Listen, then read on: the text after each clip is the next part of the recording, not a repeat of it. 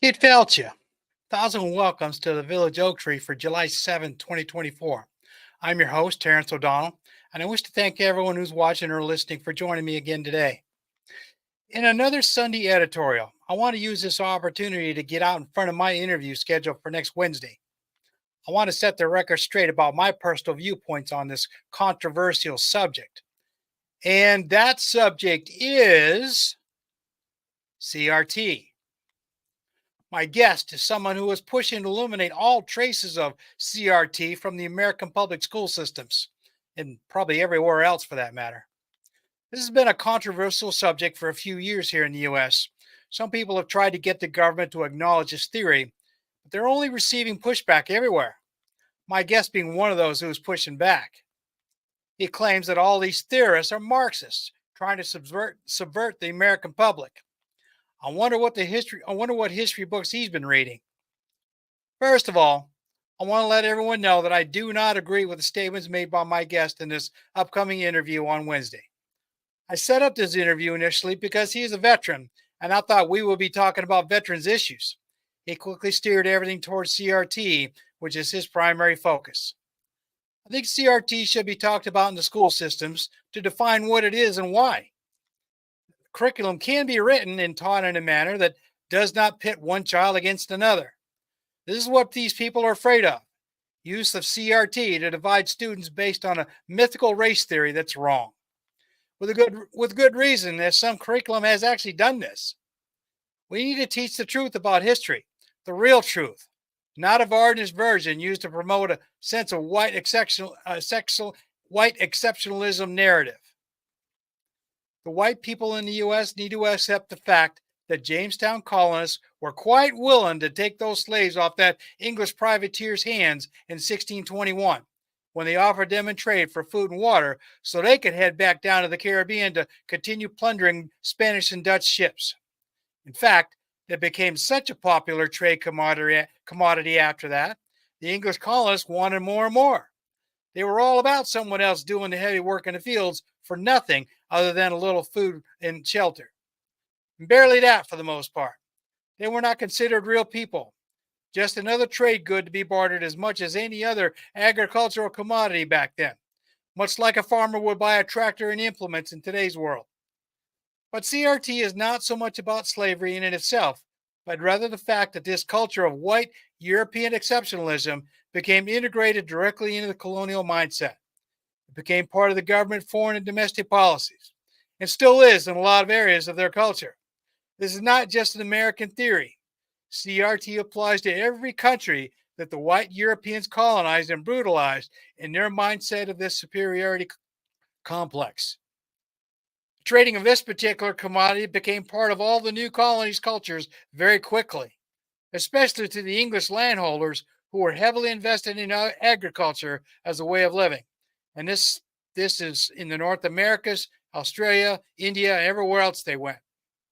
In the United States, as the decades progressed, the new southeastern colonies integrated the institution of chattel slavery directly into mainstream American culture, and they became indispensable by the 19th century in the original southern colonies, now states, and the new southwestern states as the colonists continue to move west across the continent. This is what CRT is all about. The theory that white exceptionalism was the dominant cultural norm that arrived with the first European colonists and still persists today. This sense of exceptionalism is interwoven into nearly every fabric of North American and Australian culture by now, English culture, and so on. It has been for a couple of centuries, brought over with the Europeans, mainly the British, after they defeated the Spanish Armada off the coast of England and Ireland in 1588. So this is the Wikipedia definition of CRT. Critical race theory, noun, a group of concepts, such as the idea that race is a sociological rather than biological designation, and that racism pervades society and is fostered and perpetuated by the legal system, used for examining the relationship between the race and the laws and legal institutions of a country, especially the United States. Now that's straight out of the dictionary, Merriam-Webster.com. This is what the descendants of the white Europeans are said about with this critical race theory. Why should the current white descendants be held responsible for the crimes against humanity that their ancestors committed against the Africans and indigenous peoples they enslaved and nearly wiped out? I agree.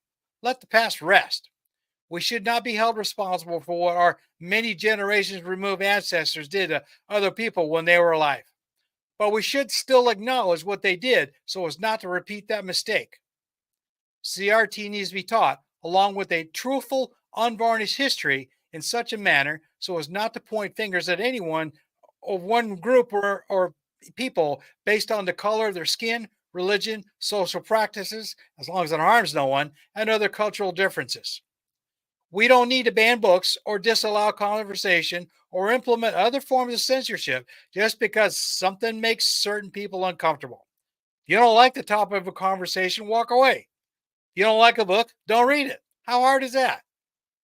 There are no superior humans, period. Those of you who think you are better than other people just because of the color of your skin and religious preferences need to rethink that. No one is better than anyone else. Different doesn't mean better or worse, just different. Humans still live with a tribal mentality. It's a part of our DNA. After all these thousands of years, you would think we could overcome that by now, but apparently not yet. The descendants of the enslaved want the descendants of the slavers to own up to the fact that their culture of exceptionalism has permeated throughout society in every country that was taken over by these English colonists. And it's still there under the surface, barely hidden under a thin veneer of civil rights laws and a change of attitude in some, but only some.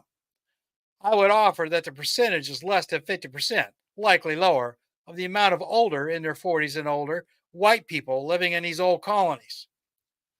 Every country that the English, French, Dutch, and Spanish colonized, the inhabitants were treated under the same umbrella of European exceptionalism.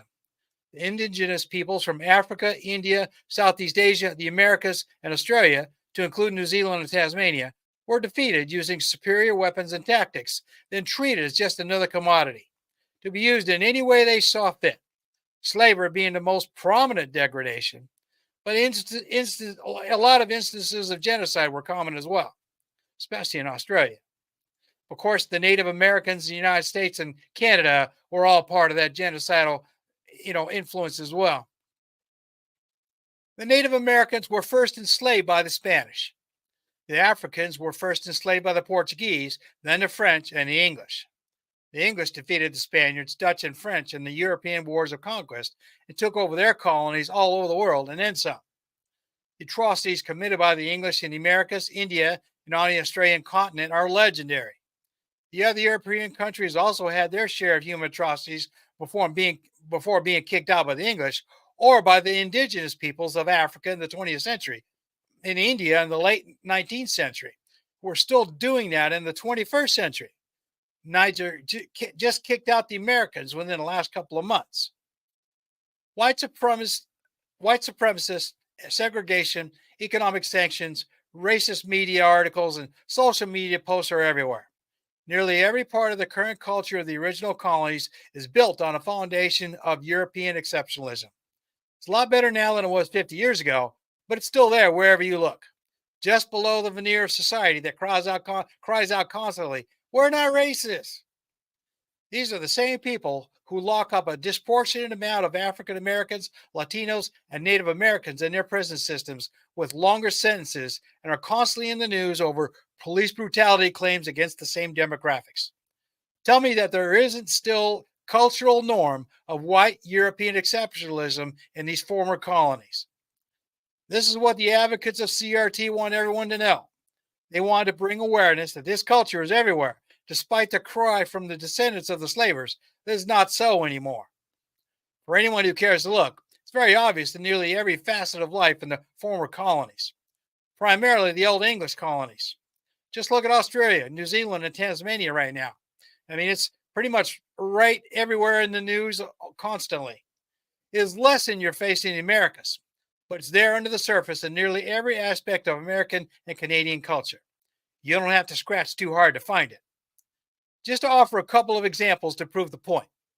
At least 28 American states are guilty of gerrymandering voting districts in their states to prevent darker skinned people from voting. In these same states, voter rolls are purged by the thousands, primarily African Americans and Latinos, to keep them from voting. In most of these states, real estate is segregated by the color of one's skin. If you go to any small to large city, African Americans and Latinos are pushed to certain areas of the municipalities, and local services are choked off for the most part. Infrastructure, police and fire, health, and so on. This is by design, although they won't admit it. But it's so obvious, though. Then they designate these areas as ghettos, a stigma that drives down the local economy, keeping the inhabitants in abject poverty. My own neighboring city of Richmond, Virginia is a classic example. I also remember living in a small town north of Knoxville, Tennessee, back in the 1990s, where the African Americans were only allowed to live in a certain zone of the town. This was mandated by the white town council. Some of this has changed, but not by much. Southside Chicago is still the same. Los Angeles, California is divided along racial lines, and so on. Especially in the southern states, going all the way to the California border and up through the Midwestern states to the Canadian border.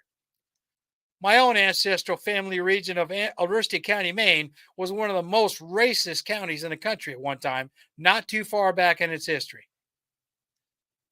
I remember growing up with stories about the Ku Klux Klan being very active all the way up into the 1960s and very much just under the surface beyond that. Racism was front and center when I was in high school in the early 1970s and was still there and whispered about when I moved back for a while in 2005. I left in 2015, but I doubt anything has changed much by 2024. Yet, CRT is not part of the culture. We are not a racist society, and so on. The cries go out to the media. I beg to differ. If a major company was hiring and had the choice between two equally qualified candidates for a prestigious white collar position, one being an African American, Latino, or Native American, the other being white from a wealthy family, who do you think that company would hire? Now, if this company were owned and run by people who were not white, the situation would likely be reversed.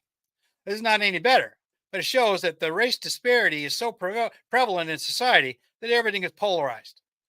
This is the problem all around. As I said earlier, there are no genetically superior humans. There are smarter ones. There are some who have more agreeable physical features, and so on. But that doesn't make them superior to anyone else by virtue of their birth. CRT is just a label for systematic race divisiveness based on perceived physical attributes and cultural differences. If societies were to move past that tribal mentality someday, CRT would just become another footnote in history books, and the world would be a lot better place to live. So that's all I've got for you here. I just wanted to get out in front of this because I didn't want anybody to get the wrong idea about my interview on Wednesday. As I said, I interviewed this gentleman, and all he wanted to talk about was CRT. And no, I do not believe that people who promote CRT are Marxist. I'm sorry, that just doesn't fly. So I will leave you. Hopefully you enjoy the rest of your Sunday, and I will post that interview on Wednesday.